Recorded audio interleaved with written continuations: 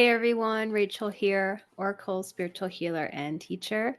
Today we're going to do a November energy forecast. And I realized I haven't posted anything in a month.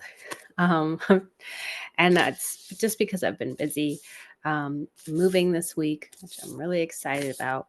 I'm going to have my own space dedicated to my work, which will be lovely. And and then I was traveling a little bit too. So here I am back at it. So today I'm going to pull cards first and then dive into more detail about where. And we'll go from there. So I'm using 3 different decks. My Gods, Goddesses, and Guardians deck, Time Traveler deck, and which one is it? Oh, my Ascended Masters deck, which I don't use often. I don't really resonate with it, but my guides told me to use it for this. So let's see what comes in.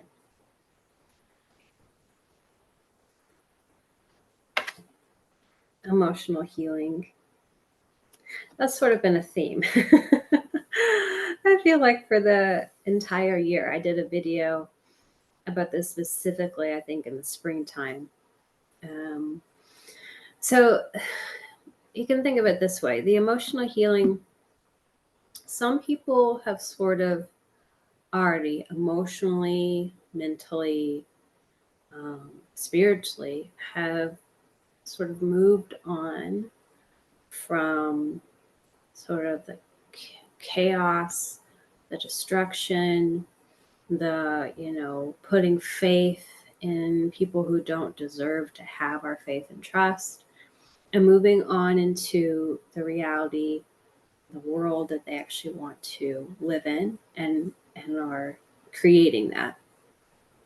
Some people are still in this place of trying to salvage a lot, trying to believe that maybe this time, they'll tell the truth. Or this time I won't be deceived. Or this time there's not manipulation. And so for a lot of people, they're still going through or will be going through more emotional healing as more truths come to the surface. You can think of this whole year as been like digging things out that have been hidden, disguised, and it being unveiled. This is happening internally in a lot of ways, in us sort of processing things from our past, bringing things to the surface to look at them again, even if it's just for like a moment. I've had a lot of that this year, just random thoughts from, when I was younger, and them coming up for me to look at them again and process them with where I am today, and sort of in a way then neutralizing it, or being able to release it from my system. So some people are still going to be going through that. I mean, I think a lot of people are going to be going through that because, again, the sort of the timeline for everyone, it's always different, but the timeline for more truths to come through, different. Like, you can think of every sort of thing that's sort of lingering, like, when are we going to find out? When is this going to be revealed? When is this going to end? All has a different timeline. However, it's all connected. And the more we individually sort of move on and don't get distracted by all the sort of nonsense and the chaos, but really focus in on the things we very deeply care about, the quicker all of this will unravel. The longer we sort of stay connected to the machine or the machines, if you want to put it that way, the longer it'll take. So the next card, share your gifts. This is about, it's sharing your gifts, but it's really about being who you are. So the more honest we can be with ourselves, the more integral we are, the more we just show up as we are, the less afraid we are, the less hesitant we are, again, the more all the timelines of the change will quicken. The change is inevitable. It's how hard is it going to be and how quick is it going to, be, or how long it's going to take. Really all depends on us individually, which then creates this collective movement of energy. So sharing ourselves with the world in a very authentic way is a part of this. You may have noticed for yourself, or maybe for your friends, people that things that don't fully align with us, don't fully resonate with us, if we're not saying goodbye to them, they keep coming up. They're continuing to come up for us to look at it and realize this is no longer who I am. That's an old part of myself, an old version of myself. And it's the universe is asking me to step away from it, release it, so I can come into a new version of myself that's really closer to who I actually am, who I am in my deeper truth. Okay, one more card from this pile, or this deck. Kindness and nurturing. So this is more towards, again, like our neighbors, our community, whether it's our literal physical community around us or the larger community. Having compassion for as much as you can, again, in a genuine way, or even sort of muster it up for people who are going through, adverse conditions, situations, having a hard time, uncertainty, all of that. Having compassion for each other.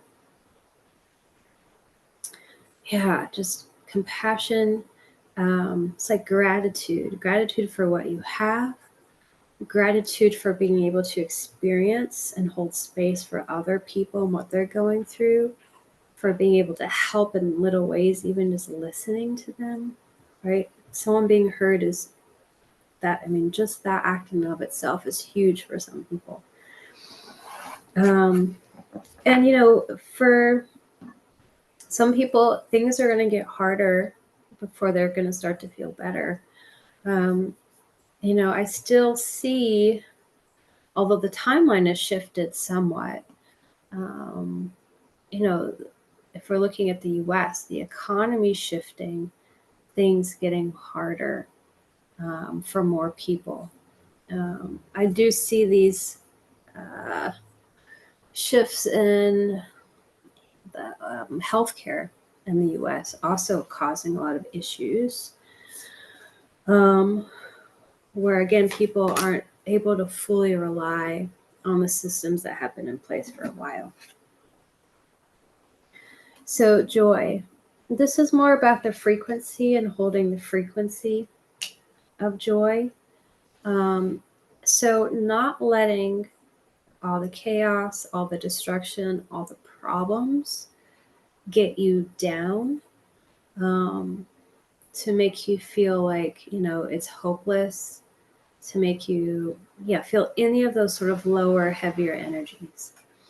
The path forward is joy, and the way to get there is through expressing joy, living your joy, feeling it in small ways and big ways, living it, doing what brings you a lot of joy, all of that.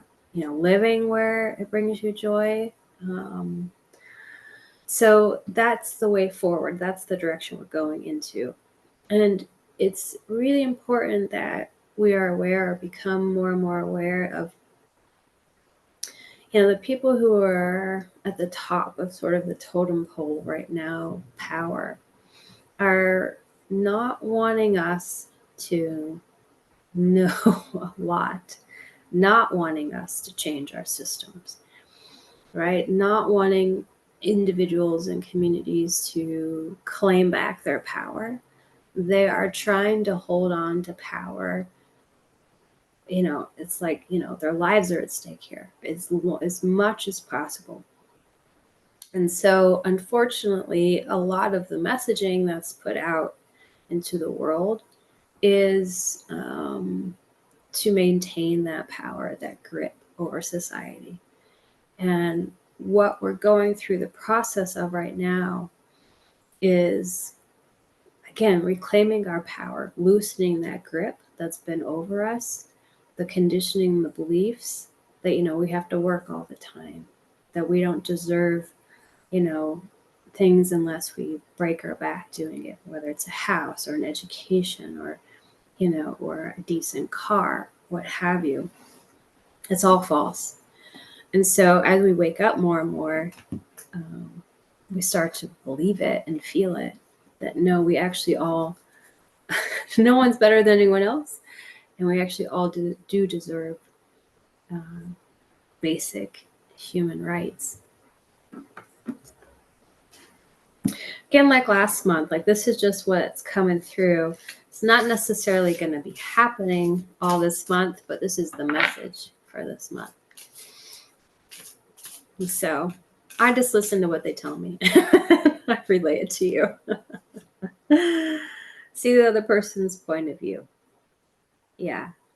Which is happening more and more, because as our systems are breaking down, governments and institutions within government are breaking down, people are more willing to hear other people's perspectives and the other side and get to a place of understanding, not necessarily agreeing with, but being able to understand that person's experience and how they've come to their point of view, which is healthy, which is really healthy for us. Choosing peace, right? And so as we understand other people and their perspectives and understand their experiences and how they've gotten there, we're choosing peace by doing that. We're choosing not to argue and say you're right or I'm right, you're wrong, or vice versa. And instead, we're just figuring out how we can live together and work together and create together. And you can have some of what you want, and I can have somewhat of what I want. We create these pockets where we can all have exactly what we want, right? So, okay, I want another card from this. And go now. They're saying to act on your beliefs, act on your truths, don't hesitate. Again, it's like they're saying, don't wait for a Messiah to come. No one's saving you. We all have to save ourselves. We all have to show up for ourselves. We all have to do this together. We have assistance, a lot of assistance, but part of our learning, again, is to take back our power, believe that we, as a people, as a collective of individuals, can decide our fate, can decide how we live, and not a few people that we have put on these pedestals above us to make all those choices and decisions for us. So that's what the card's about. All right, one more deck. Let's see what's coming in with this one. And I'll try to get back on track with my videos. They're fun for me to do. Okay.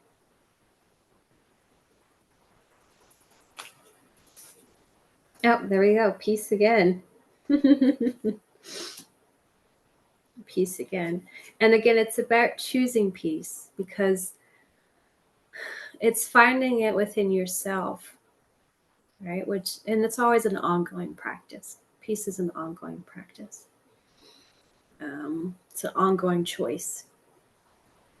But it's finding it within our communities, within our societies. Like, what's going to be the most peaceful option?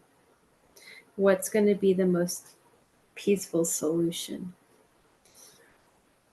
Who's trying to keep peace from happening? We need to take those people out of power and bring back love.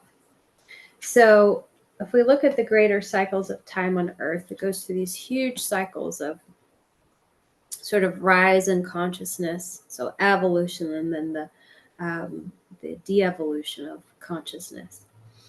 And so we're on the cycle upward again. And this time around, we're all coming more into our heart spaces.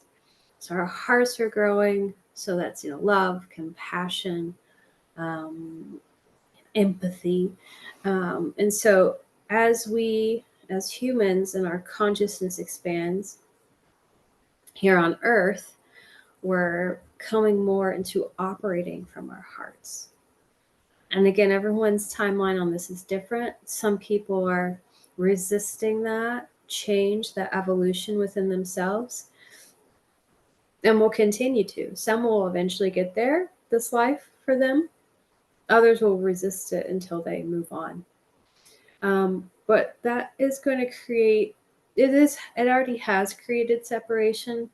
It'll continue to create separation, but those who are not moving into their hearts is going to be a smaller and smaller number of the population.